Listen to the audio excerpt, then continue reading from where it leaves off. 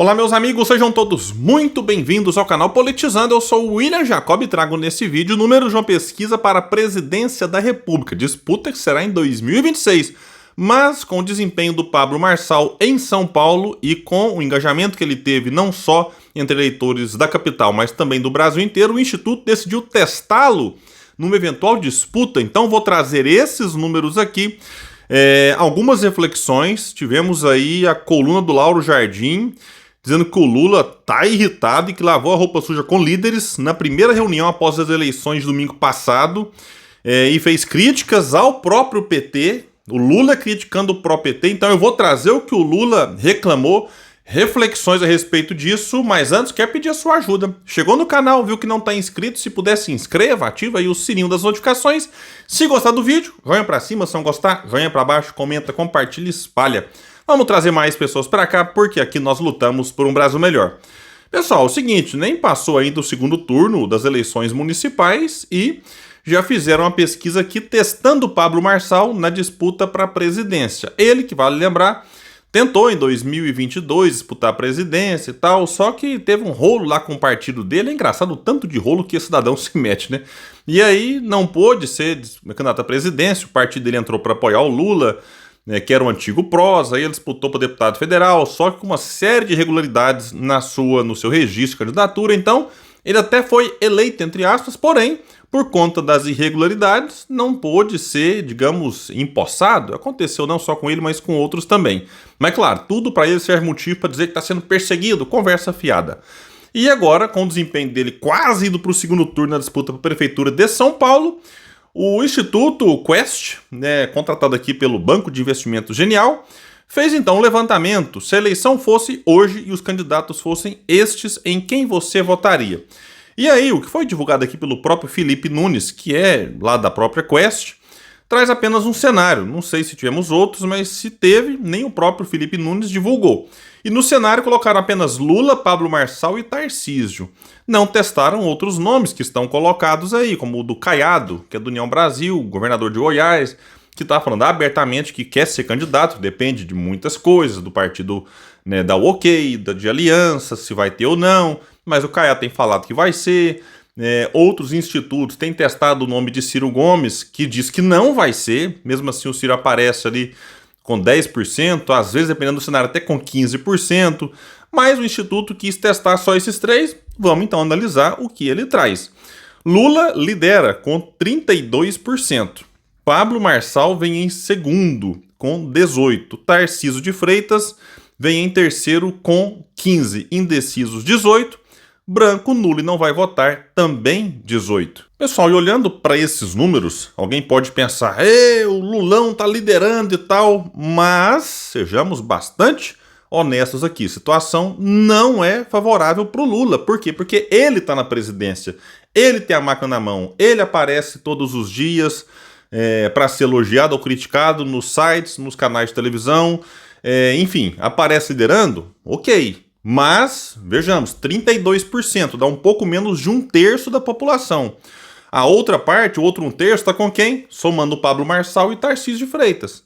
Ia dar 33%. E o outro 1/3, até um pouco mais do que isso, está em eleitores indecisos, branco e nulo, que não vai votar. É claro e óbvio que entre esses indecisos, branco e nulo, não vai votar, alguém pode decidir votar no Lula, não quer dizer que ele vai ficar com 32%. Então, quando o número de indecisos cai, os candidatos, principalmente aqueles que estão na frente, têm uma tendência de crescer, porque aí herda voto útil ou voto de rejeição. Às vezes a pessoa fala assim, eu até não queria ir com o Lula, mas como do outro lado tá o Pablo Marçal, tá o Tarcísio, vou com ele. Ou o contrário, a pessoa fala assim, peraí, eu preferiria o Tarcísio, o Pablo Marçal tá em segundo, então prefiro ir com ele aqui para ir com o Lula pro segundo turno. Então tem todas essas questões, ou enfim, o eleitor que falou que não ia votar ninguém, tá revoltado com a vida. Aí teve o episódio com a Zambelli, por exemplo, sacou uma arma só correndo atrás de um homem lá em São Paulo. Eu conheço gente que ia votar nulo em 2022 e que vendo aquilo falou, opa!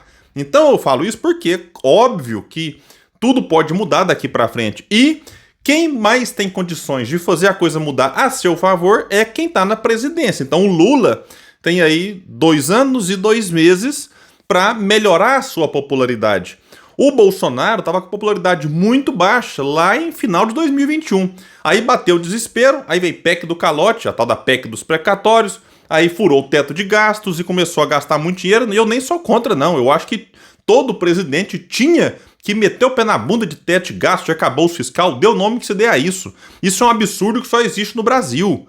Eu fui contra teto de gastos, fui e sou contra o arcabouço fiscal que o governo comemorou. E teve gente do PT que falou que o Lindenberg Farias, deputado federal, que arcabouço fiscal seria um tiro no pé do próprio governo. Então aí, ajuste daqui, corta dali, contingencia, e agora estão discutindo criar dificuldades no auxílio tal do BPC, que a pessoa que pega BPC já que está assim, numa situação de quase uma miserabilidade. Estão querendo mexer nisso, querendo mexer em aposentadoria. Então é um negócio realmente preocupante esse excesso de ajuste. Então o Lula tem condições e tempo para mudar esse cenário e melhorar a sua situação. E, diferente dos seus apoiadores mais fanáticos, o Lula sabe que a situação da esquerda, ou da dita esquerda, ou do que sobrou da esquerda, não é boa para o futuro. Né? Às vezes o eleitor mais fanático pode até querer se iludir, falando, ei, aí, estamos bem, né? Vencemos em algumas cidades, o Bolsonaro está no segundo turno. Mas a gente for analisar as eleições municipais, elas não foram boas de jeito nenhum para a dita esquerda. O bolsonarismo está comemorando, mas também não foi lá essas coisas não. Foi boa para o centro, o centrão. Boa parte desse centrão, vamos dizer assim, turbinado com emendas que o próprio governo mandou. E aí facilitou a reeleição de vários prefeitos. Então eu trago esse panorama porque o Lula tem consciência de que a situação para a esquerda não está favorável. Não adianta a gente ficar, mas o bolsonarismo pelo menos não venceu nas principais capitais.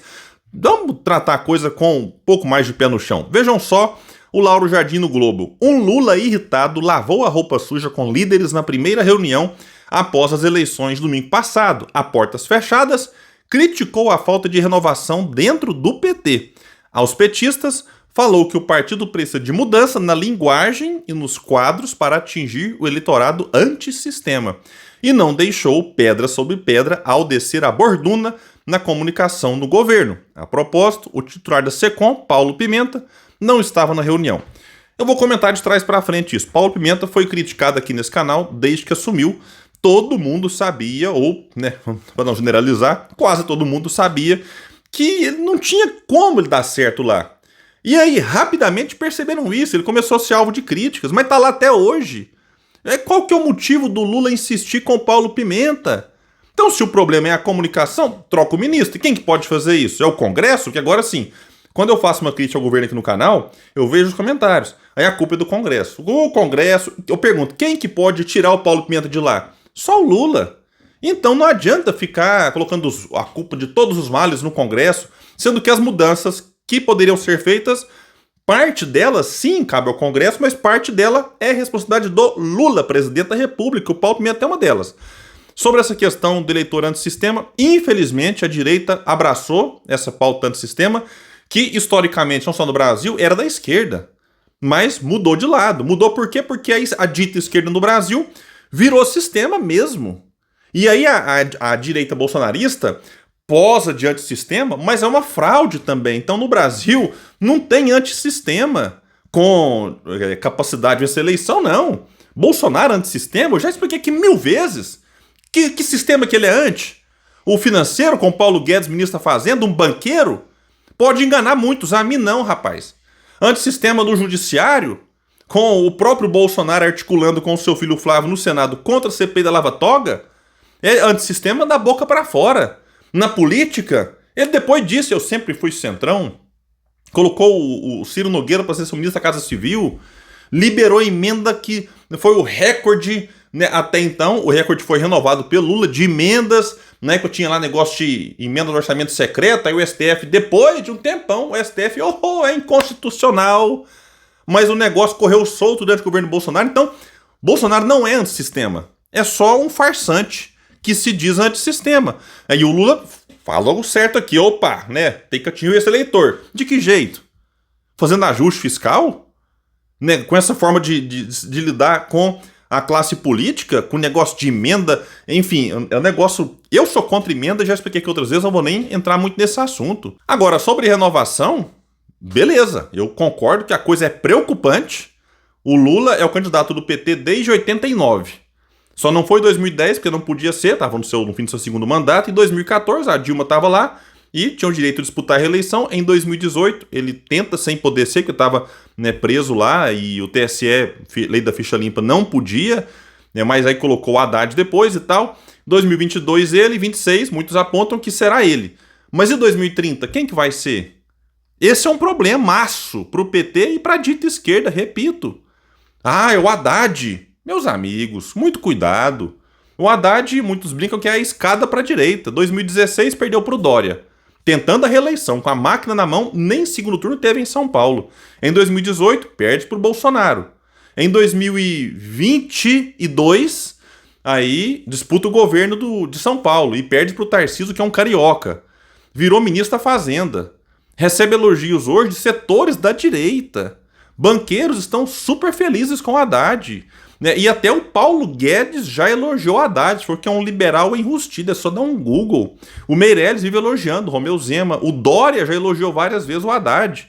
Então, assim, essa é a aposta do Lula para renovar o PT? Eu acho que não deveria ser.